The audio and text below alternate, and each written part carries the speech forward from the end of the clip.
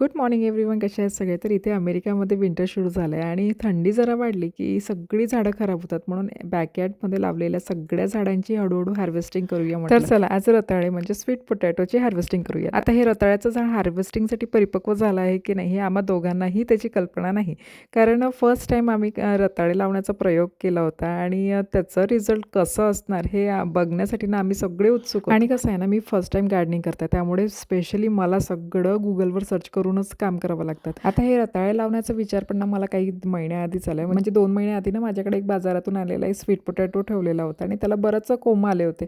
आता त्याला मी फेकणार असंच होतं, पण मग विचार केला की फेकण्याऐवजी त्याला छान मातीत घालून ठेवते आणि बघूयात की नवीन रताळे लागतात की ते काय. आणि खरं सांगते, जेव्हा रताळ्याची हार्वेस्टिंग करायला सुरुवात केली ना त्यावेळेवरही मनात खूप प्रश्न होते की रताळे हार्वेस्टिंगसाठी परिपक्व झाले असतील की काय आणि हार्वेस्टिंगसाठी ते रेडी आहेत की नाही हे कसं कळणार. आणि या सगळ्या प्रश्नांचं उत्तर ना हार्वेस्टिंग करूनच मिळणार होतं. म्हणून मग हार्वेस्टिंग करायला सुरुवात केली आणि खरं सांगायचं ना, अपेक्षेपेक्षा दुप्पट असे लहान मोठे आकाराचे स्वीट पोटॅटो इथे लागले होते. हे पाहून तर खूप भारीच वाटत होतं, पण त्याचसोबत ना एक मनात वेगळा आनंदही होता. कारण आम्ही केलेला पहिलाच प्रयोग ना सफल झाला आणि खूप जास्त नाही पण बरेच ऑर्गॅनिक स्वीट पोटॅटोच मिळाले आम्हाला. खूप जास्त प्रमाणात रताळे निघाले नाहीत, पण तरीही मी माझ्या कम्युनिटीतील काही मैत्रिणींना रताळे नक्की वाटेल. चला, आय होप हा व्हिडिओ आपल्या सर्वांना आवडेल. भेटूया नेक्स्ट व्हिडिओमध्ये.